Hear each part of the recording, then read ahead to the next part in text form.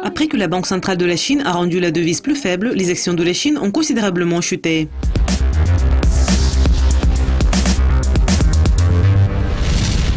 Lundi, le 29 février, apporte le jour de l'année bissextile et un jour de trading de plus que d'habitude, ce qui pourrait ne pas être une bonne nouvelle pour la Chine. Malgré ce que le chef de la Banque centrale, Zhou Xiaochuan, a déclaré qu'il n'y avait pas de base pour une dépréciation persistante du yuan, le yuan s'est dirigé vers le niveau le plus faible sur 3 semaines. La Banque populaire de Chine a mis le yuan chinois à un niveau plus faible pour la 5e fois lundi.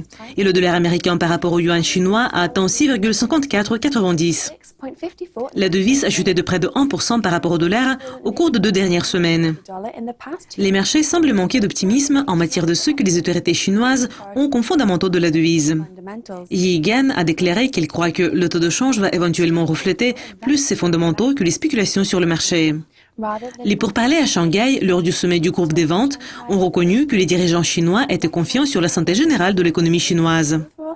Le ministre des Finances de la Chine et le gouverneur de la Banque populaire de Chine continuent de calmer les nerfs sur le ralentissement économique de la Chine. Les yeux des investisseurs sont désormais tournés à l'Assemblée populaire nationale qui se réunit le 5 mars. Les discussions qui vont porter sur le plan du pays pour 5 prochaines années devraient donner une indication sur la vitesse et l'urgence de la réforme en Chine. Le 29 février, l'indice composite de la bourse de Shanghai s'est établi 2,9% plus bas à la clôture par rapport à la session de trading précédente.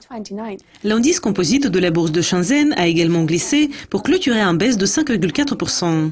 Angus Nicholson de IG Markets a déclaré « Les marchés semblent prêts pour une semaine volatile, comme le projet de publication de données du monde entier prépare les marchés pour une repondération dramatique des attentes de croissance. » C'est tout pour la revue de presse d'aujourd'hui. Restez à l'écoute de Yucascopy TV au cours de la semaine pour apprendre comment ces événements pourraient secouer les marchés d'échange. Au revoir.